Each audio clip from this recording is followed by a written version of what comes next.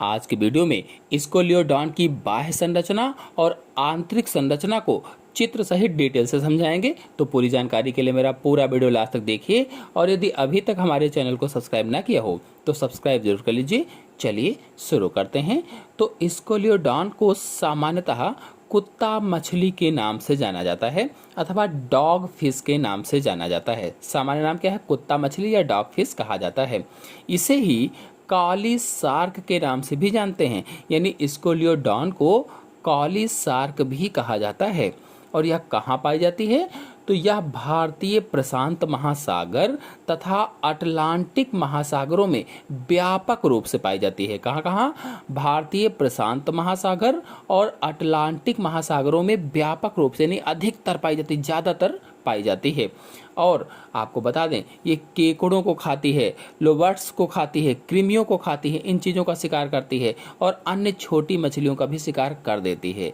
यह जरायुज प्राणी होती है, वाइवापरस होती है। जरायुज का मतलब है जो बच्चों को जन्म देते हैं।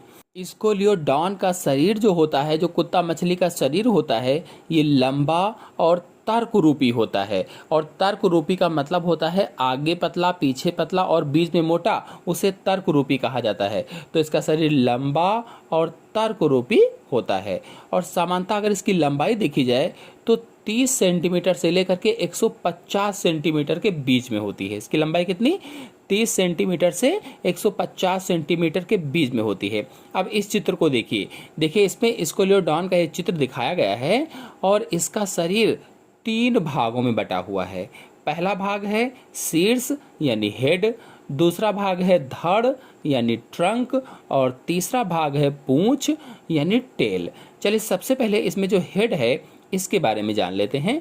तो जो सिर है अथवा जो हेड है ये चपटा होता है और अग्र छोर पर नुकीला होता है, तुंडनुमा होता है, नुकीला।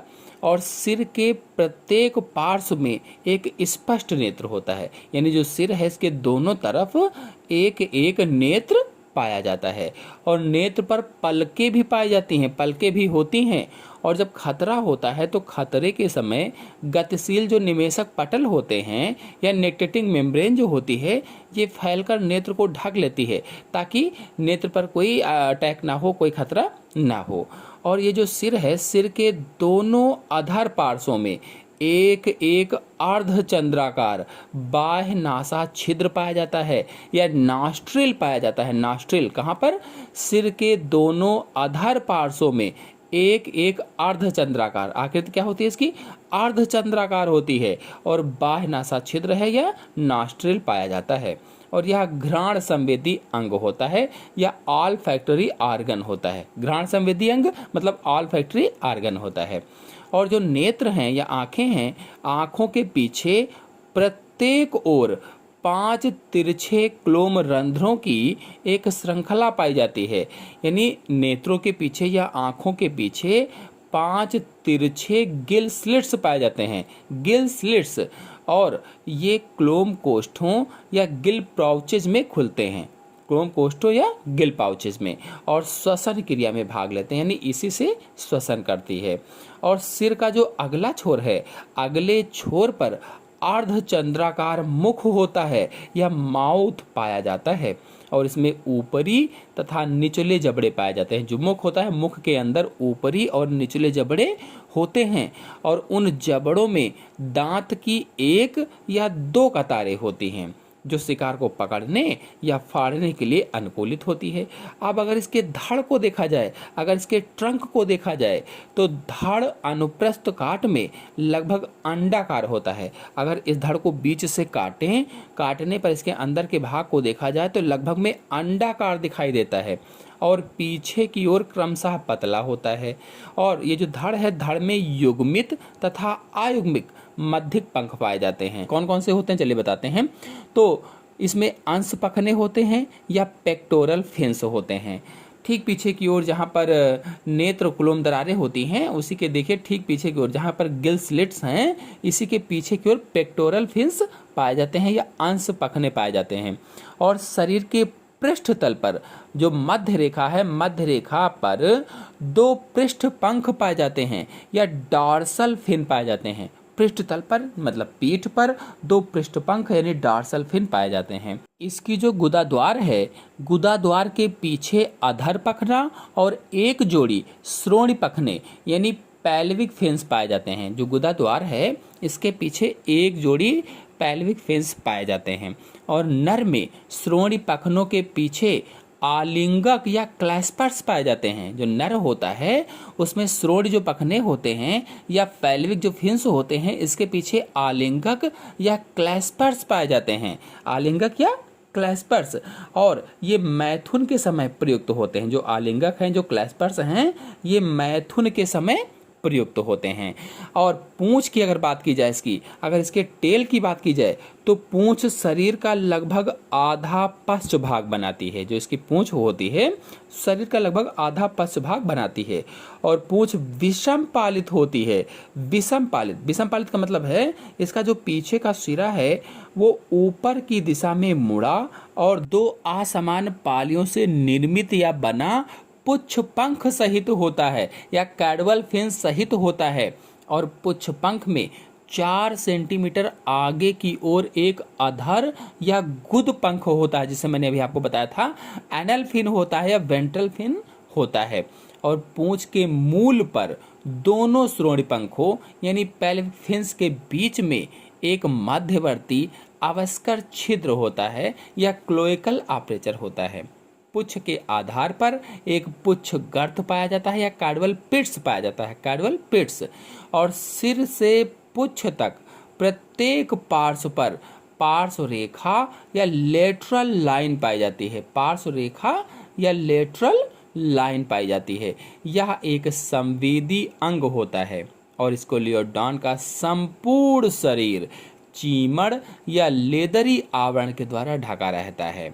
चीमड़ या लेदरी आवरण से, जिसे त्वचा अथवा स्किन अथवा आध्यावरण या इंटेग्यूमेंट कहा जाता है। और यह बाह्य अधिचर्म या एपिडर्मिस तथा अंतः मध्य चर्म या डर्मिस से बना होता है। और स्कोलियोडॉन की जो त्वचा होती है ये खुरदरी होती है और खुरदरापन प्लेक्वाइड सल्कों के कारण होता है, क्योंकि इसके पूरी त्वचा पर, पूरे शरीर पर प्लेक्वाइड सल्कें पाई जाती हैं और इन्हीं प्लेक्वाइड सल्कों के कारण इसकी त्वचा खुरदरी होती है और ये नियमित तिरछी पंक्तियों में त्वचा में अंतः स्थापित होते हैं और बाह्य कंकाल का निर्माण करते हैं। अब देखिए, अगर इसकी आंतरिक संरचना को देखा जाए, इंटरनल स्ट्रक्चर को देखा जाए, तो सबसे पहले इसमें पाचन तंत्र को देखते हैं या डाइजेस्टिव सिस्टम को देखते हैं। तो स्कोलियोडॉन का पाचन तंत्र आहार नाल और पाचक ग्रंथियों से बना होता है, यानी एलिमेंट्री कैनाल और डाइजेस्टिव ग्लैंड से बना होता है।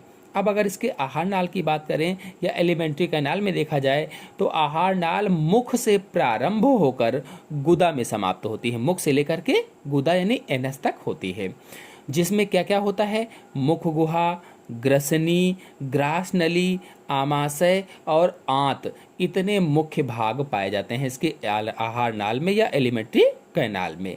और स्कोलियोडॉन में दांत समदंती होते हैं, समदंती होमोडॉन्ट प्रकार के पाए जाते हैं और बहुबार दंती भी होते हैं। दांत केवल शिकार पकड़ने के काम आते हैं, चबाने के लिए नहीं। केवल शिकार पकड़ते हैं, चबाने के लिए काम नहीं आते हैं। और आंत का आंतरिक श्लेष्म स्तर जो होता है वो वामवर्ती दिशा में यानी एंटी क्लॉकवाइज दिशा में कई बार लिपट कर एक स्क्रॉल कपाट बनाता है, स्क्रॉल वॉल्व का निर्माण करता है और यह भोजन को आंत में अधिक समय तक रोकने तथा अवशोषित तल के बढ़ाने का कार्य करता है।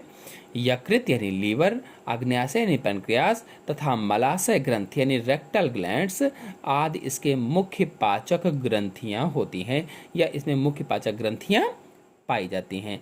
अब अगर इसके श्वसन तंत्र की बात करें, रेस्पिरेटरी सिस्टम की बात करें, तो स्कोलियोडॉन श्वसन के लिए जल में घुली ऑक्सीजन पर निर्भर करती है। जो जल में ऑक्सीजन होती है उसी से श्वसन करती है और इसमें श्वसन जलीय होता है, एक्वाटिक होता है। और स्कोलियोडॉन में 5 जोड़ी क्लोम कोष्ठ यानी गिल पाउचेज तथा उनमें उपस्थित क्लोम यानी गिल्स मुख्य श्वसन अंग होते हैं।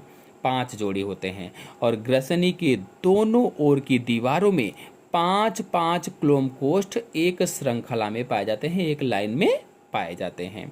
और एक क्लोम पट की जो श्लेष्म झिल्ली है, उस श्लेष्म झिल्ली में अनेक क्षैतिज नुमा वलन पाए जाते हैं, फोल्ड पाए जाते हैं। ये क्लोम पटलिका या गिल लैमेली कहलाते हैं, गिल लैमेली।